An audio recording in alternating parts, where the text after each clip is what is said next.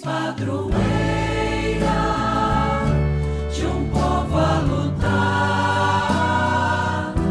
a gente mineira te quer exaltar, não só lá na serra.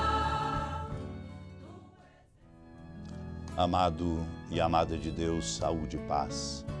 Vamos juntos acolher a palavra santa de nosso Deus, que sempre nos interpela porque é lâmpada para os nossos pés e luz para o nosso caminho.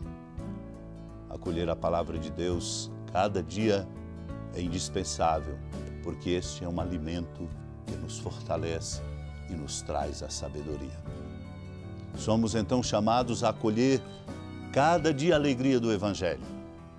A acolhida alegria do Evangelho, ela fecunda o coração de quem a acolhe com uma vitalidade própria, na contramão do comum pessimismo estéril que costumeiramente tem tomado conta do coração humano. O pessimismo sufoca o fervor e mata a ousadia indispensável para encontrar saídas e novas respostas. Tem muita gente lamurienta e com cara azeda. Quem diz isso é o Papa Francisco na sua exortação apostólica Alegria do Evangelho. Muita gente lamurienta e com cara azeda.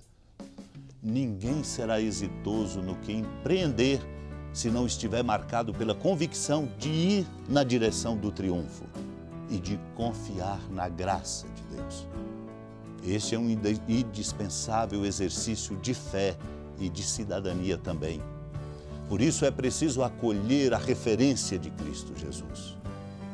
Acolher a referência de Cristo Jesus é fazer o exercício fundamental e mais importante para não sermos atracados pelo pessimismo estéril, mas fazer brotar em nosso coração a alegria, a confiança e a força para prosseguirmos no caminho. Vamos então acolher esta palavra santa que nos ensina exatamente esta direção. Naquele tempo, Jesus entrou de novo na sinagoga. Havia ali um homem com a mão seca. Alguns o observavam para ver se haveria de curar em dia de sábado para poderem acusá-lo. Jesus disse ao homem da mão seca: levanta-te e fica no meio. E perguntou-lhes: é permitido no sábado fazer o bem ou fazer o mal? Salvar uma vida ou deixá-la morrer? Mas eles nada disseram. Jesus então olhou ao seu redor cheio de ira e tristeza porque eram duros de coração e disse ao homem: estende a mão. Ele a estendeu e a mão ficou curada. Ao saírem, os fariseus com os partidários de Herodes imediatamente tramaram contra Jesus a maneira como haveriam de matá-lo. Amado irmão, amada irmã, quando o coração humano, quando a inteligência perdem a prioridade, que é o bem do outro, resvalamos na direção da violência, da incompreensão e daquilo que de fato traz prejuízos irreversíveis. Por isso Jesus pergunta: é permitido no sábado fazer o bem ou fazer o mal? Salvar uma vida ou deixá-la morrer? Os interlocutores de Jesus nada disseram. Por conveniência. Por conveniência. Não podemos ser convenientes quando essa pergunta nos é feita. A resposta é fazer o bem, salvar a quem precisa. Se em nosso coração este é o princípio moral fundamental, iluminados e fecundados pela fé, nós estamos de pé na condição de autênticos discípulos e discípulas de Cristo Jesus. Esse é o nosso maior desafio. Por isso, vemos crescer, lamentavelmente, a corrupção, a violência também, os desmandos, a incompetência e a mediocridade na representação do povo ou no exercício daquilo que de fato nos compete nos diversos serviços e responsabilidades que temos.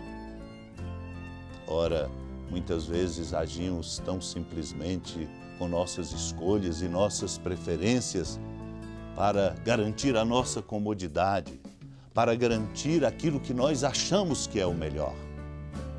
Ele, Cristo, vem nos chamar para relações novas. E é Ele quem gera em nós e para nós relações novas, de maneira mais arejada, iluminada, abertos, corajosos. Para isso, é preciso sair de si, de certos conceitos e mesmo de muitas práticas que até em si são boas, mas nos enjaulam numa condição egoísta, mesquinha, que nos faz simplesmente trabalhar para manter aquilo que nos agrada, incapazes de lançar um olhar para além do nosso território e dos nossos limites. Nós somos chamados a buscar uma novidade para além do que está hoje adotado. O Evangelho, portanto, nos convida a abraçar o risco de contemplar o rosto do outro, ousar a novidade, sair da conservação, não tão simplesmente trabalhar por aquilo que é nosso, trabalhar pelo bem só tão simplesmente da nossa própria família ou da nossa comunidade de fé.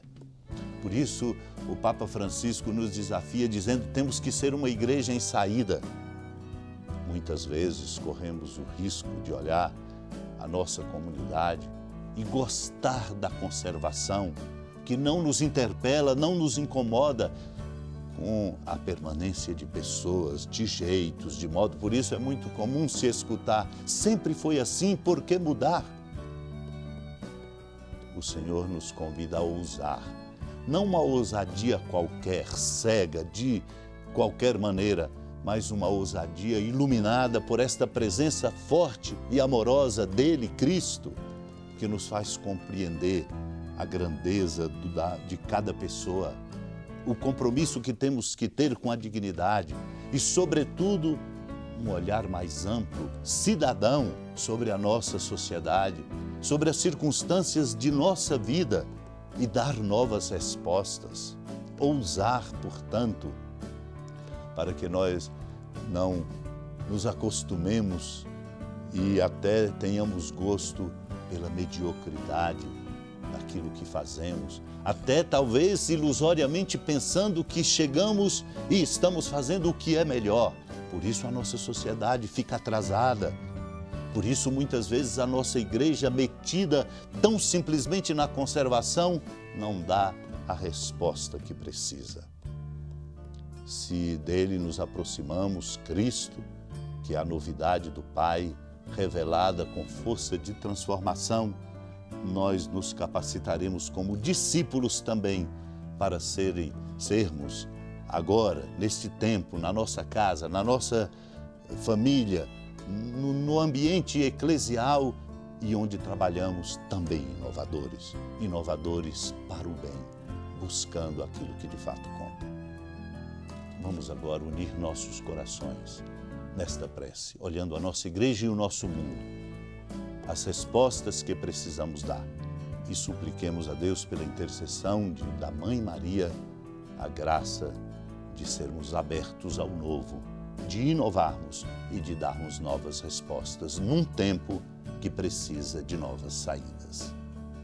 Senhora da piedade, Mãe Virgem do Cristo Deus. Lembrai-vos, ó piedosíssima Virgem Maria, que nunca se ouviu dizer que alguém daqueles que, tendo recorrido à vossa proteção, implorado a vossa assistência e reclamado o vosso socorro, tenha sido por vós desamparado. Animado com igual confiança, a vós recorro, ó Virgem das Virgens, e gemendo sob o peso dos meus pecados, me prostro a vossos pés. Não desprezeis as minhas súplicas, ó Mãe do Verbo encarnado, mas dignai-vos de as ouvir propícia e de me alcançar o que vos peço. Amém. Feliz padroeira de um povo a lutar, a gente mineira